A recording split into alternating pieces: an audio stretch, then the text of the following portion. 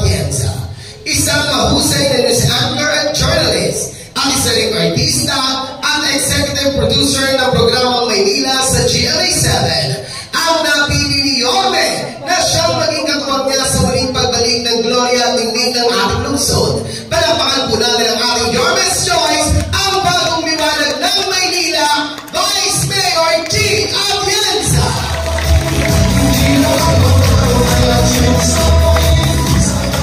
Magandang hapon po sa inyong lahat. Kamusta po kayo? Para na kayo nanonood ng sine dito. Dito si Alden Richard. Ako po si G. Atienza, ang bunsong anak ng dati kuting Mayor Lito Atienza. Ako rin po ang direktora ng Kababaihan ng Maynila, isang organisasyon na binuna aking mga magulang 40 years ago.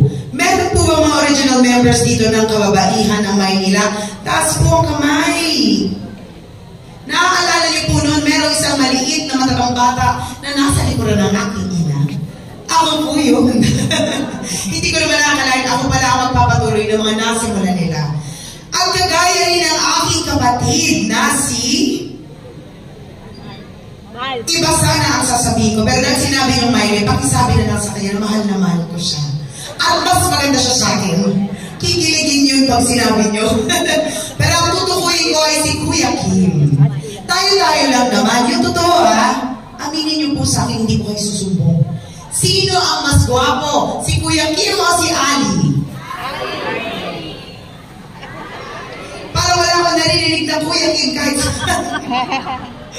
hindi ko sasabihin kay Kuya Kim.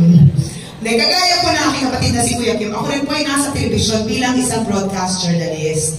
Ngunit sa totoo lang po, nung bata po ako, ang pangarap ko sa aking buhay ay maging isang misyonaryo. Ngunit hindi po yun na isang katuparan. Kaya yung ipinangako ko sa Panginoon kung saan man niya akong karerang dadalhin, bibit-bitin ko na lang ang puso ng misyonaryo doon.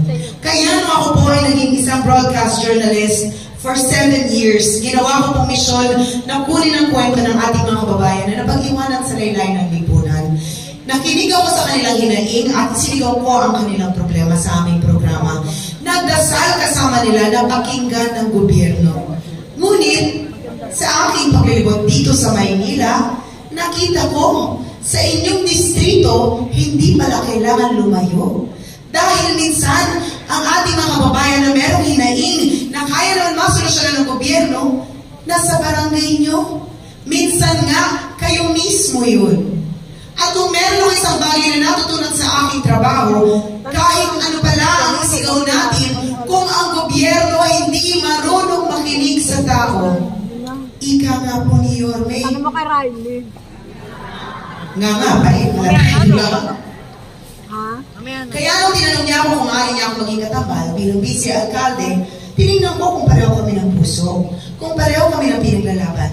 Dahil bilang isang broadcast journalist, meron po akong mga tinayong sektor ng lipunan. Nagginamit ko ang aking boses para sila ay marinig. Pero bago ang lahat, alam ko na ang tawag nyo sa aking ama ay ang galing nila. Bulaklakin ko ba? Naalala niyo po ang hilig ng aking ama sa pagsusuot ng floral polo shirts? Alam niyo po, ako ang bunso sa magkakapatid. Ako po ang pang-anim.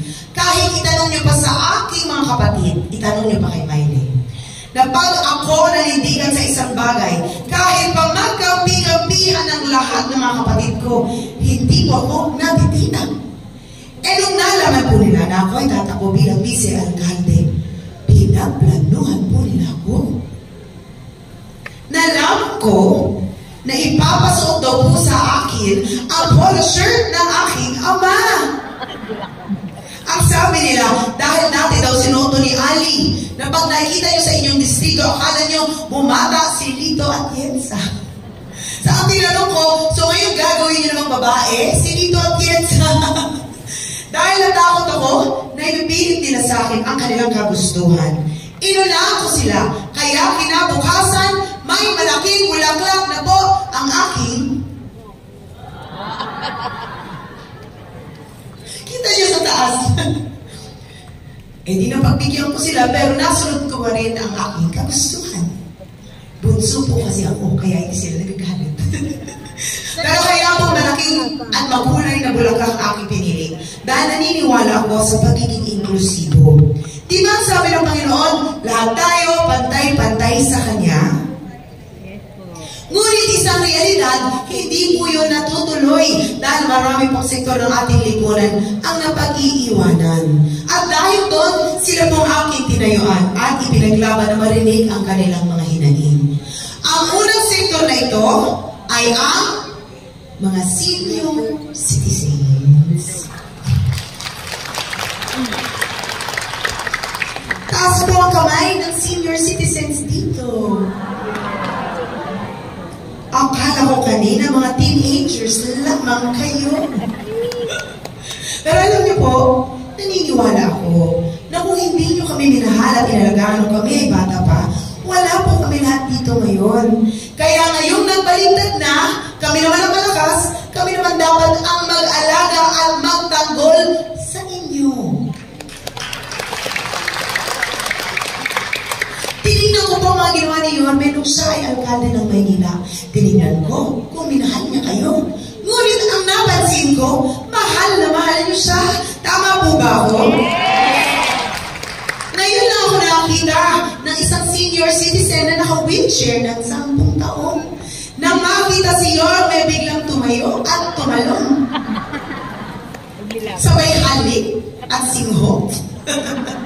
At hindi bumalik na siya. At nalaman ko rin na kayo mismo ang nagtatanggol kay Yorme pag merong paratang na tinatapon sa kanya mula sa ibang kampo.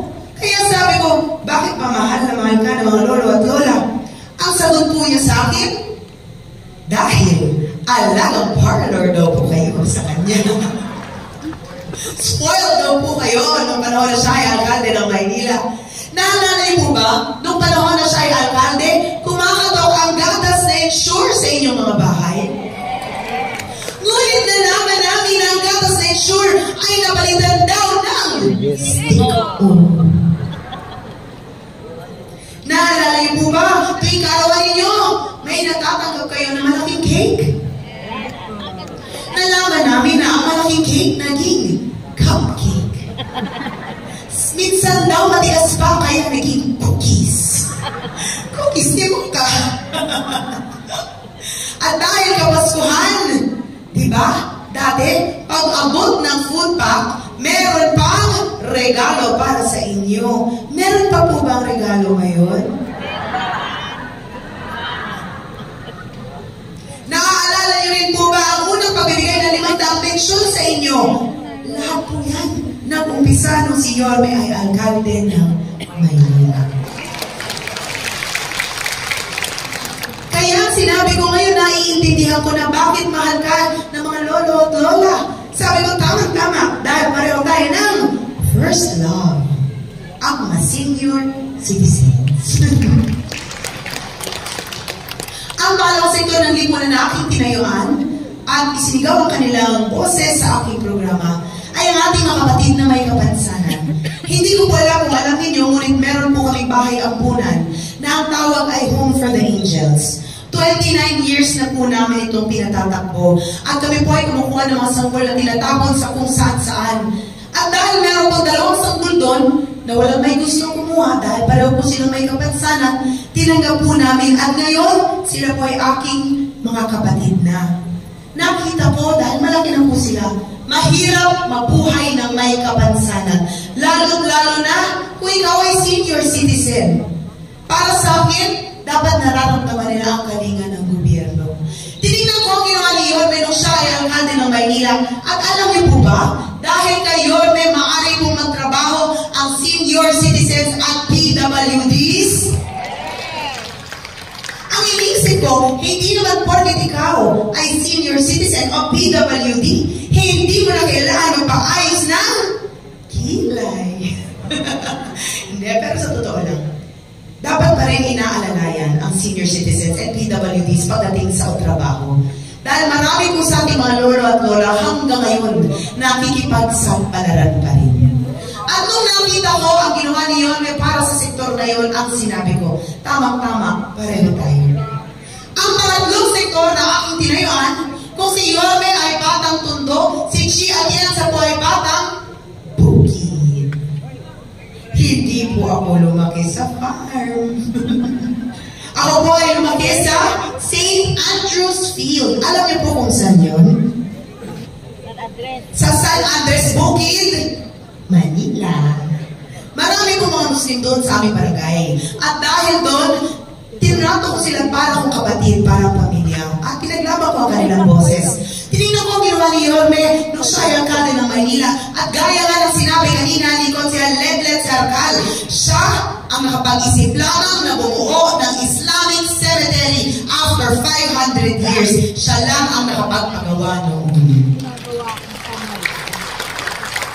At Manila Muslim Affairs. Nung nakita ko na inalalayan niya ang mga Muslim community, ang sinabi ko, yun rin ang gusto ko.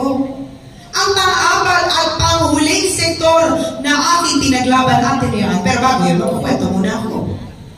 25 years ago, nung ako po ay nag-aaral ng kolehiyo sa De La Salle University, na ang kinuha ko pong kurso ay Political Science, major in Governance. Ay, kailangan ko lang po sabihin, 25 years ago akong nag-aral ng kolehiyo. Dahil ang akala po nung iba, 25 years old lang po. Ako, 43 years old na po ako. May 3 na po akong anak at halos 20 taon na po ako may asawa. Taday! Hindi na po ako dalaga. Dalang-dala na po ako. Pero, nung ako po yung nag-aaral ng kolehiyo, ang sabi ng aking ama, kailangan ko nung maghanap ng trabaho dahil hindi na rin niya ako tutulungan sa lahat ng pangangailangan ko. Naghanap ako ng trabaho, buti na lang ako po ay na-discover ng ABS-CBN. Naging artista po ako, working student para mabayaran ang tuition fee. Kilala niyo po si Heart Evangelista? Kasabayan ko po yun. Ngunit si Heart sumikat. Si Chietienza hindi po sumikat. Pero okay lang. Kasi para sa akin, kaya ako pinadaan ng Panginoon doon para malaman ko ang kalagayan ng ating mga LGBTQ+ community. Nakita ko, sigurado ako kayo mismo may mga kilala, kapatid, anak, apo, kapitbahay, kaibigan mula sa LGBTQ+ community. At minsan hindi po patas ang kanilang panlaban dahil meron pong diskriminasyon. At dahil doon sila po'y aking tinayuan din. Tinignan ko ang ginawa ni Yorme nung siya ay alkalde ng Maynila. At nakita ko, minahal niya ang mga LGBTQ+ community. May grupo nga po siyang Beshies of Manila. Sabi ko lahat na lang ng sektor na aking pinaglaban, minahal mo rin. Kaya inisip ko, nahanap ko na yata ang soulmate ko sa public service. At dahil doon, binigay ko po ang aking matamis na oo. Sabi ko, papayag akong maging vice-alkalde mo. Pero, sabi ko, kailangan sagutin mo muna ang katanungan ko. Sabi ko, sa lahat ng pwede mo namang piniling vice-alkalde, ang dami pong may gusto, Nay. Lahat ang dami nag-apply. Pakiramdam ko nga, kahit sinong tanongin ko dito, papayag maging vice-alkalde ni Yorme. Tay! Pagka tinanong kayo ni Yorme maging vice-alkalde, papayag po ba kayo? Yes. Mabati po.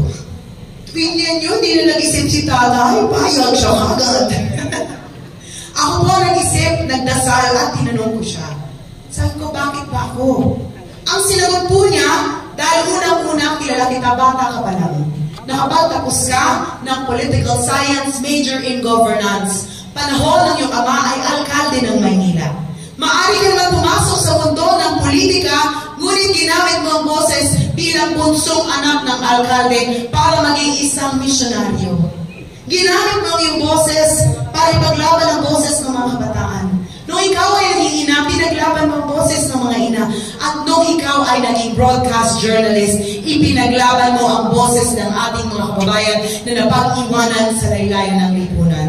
At dahil doon, sabi niya, yan ang rason kung bakit ikaw ang napili ko. Isang tao na alam kong marunong magmahal at makinig sa puso ng mga Manilenyo. At dahil ako rin po ang direktora ng kababaihan ng Maynila, tinanggap ko po ito, hindi ko pa po iniisip na ako'y papasok sa mundo ng politika. 40 years, isinusulong po namin ang livelihood training para sa bawat Manilenyo na gustong matutong kumita ng pera Dapat sa inyong distrito, pag kami ay naglilibot ni Yorme, umiiyak po ang aking puso na makita ang aking lolo at lola na hanggang sa kanilang edad, ibinibilad pa rin nila ang kanilang katawan sa ilalim ng init ng araw, araw-araw at ng ulan, para lamang makauwi ng konting salapi at tutulong sa kanilang mga pamilya. Para sa akin, dapat kayo ay inaalagaan, minamahal, pinagtatanggol, at kahit kailanman hindi kayo dapat sinasaktan. At ang ating mga kababayan na nawala na ng pag-asa sa buhay dahil sa hirap na kanilang natamasa, dapat bumalik ang kanilang pag-asa sa pamamagitan ng livelihood. Dahil naniniwala po ako na ang dignidad ng bawat tao ay babalik kung lahat tayo ay marunong tumayo sa ating mga paa. At nung sinabi sa akin ni Yorme na susuportahan niya ang livelihood dito sa Maynila para sa mga Manileño, ang sinigaw ko po sa kanya, ipaglalaban kita hanggang sa dulo ng mundo dahil naniniwala ko na ikaw ang karapat-dapat na alkalde dito sa lungsod ng Maynila.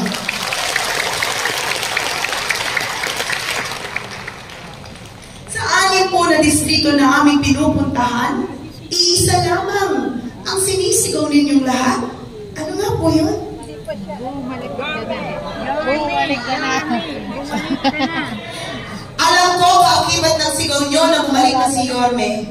Dahil nagnanais ang inyong mga puso na bumalik ang pagkatok ng gobyerno sa inyong mga bahay at buhay. Gaya ng natamasa nyo nung si Yorme ay alkalde ng Maynila.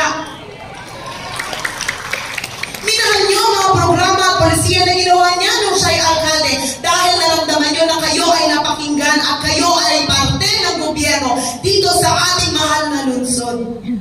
Alam ko rin na sa lahat ng iba't ibang mga administrasyon na nakita at nakilala nyo, ang administrasyon ni Yorme ang isa sa pinakamagaling na alkalde dito sa lungsod ng Maynila. Huwag po kayong mag-alala dahil babalik na po si Yorme Isko Moreno Dumagoso. Ngunit kung maaari, sana isama niyo rin po si Chi at Yensa. Lahat na po, lahat na.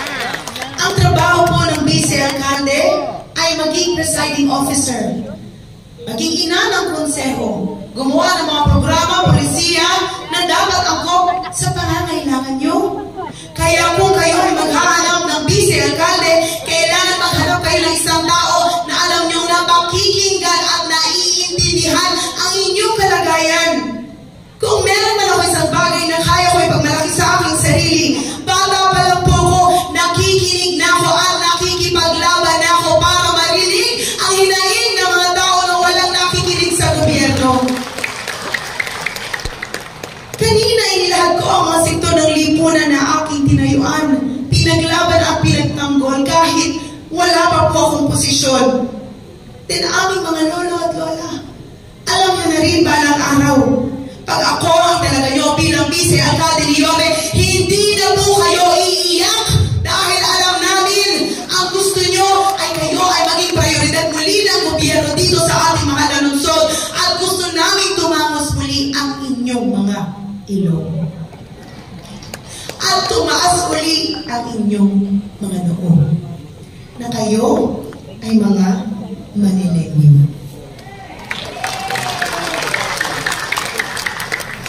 Bata pa lang po ko, hinulman ako ng aking ama para ipagpatuloy ang kanyang nasimulan dito sa ating mahal na lungsod.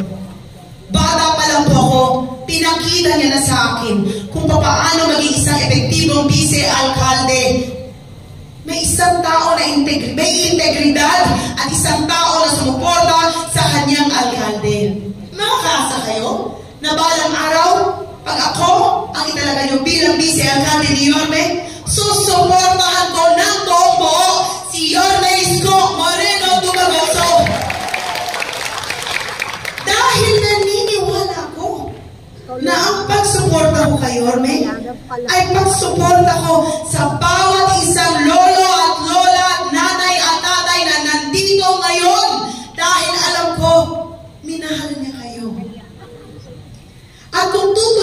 po si Yorme at si Chia Tienza.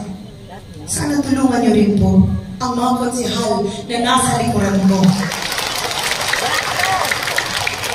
At dahil kailangan rin po namin ng tulong mula sa national government, sana isama niyo rin po si Congresswoman Apple Nieto.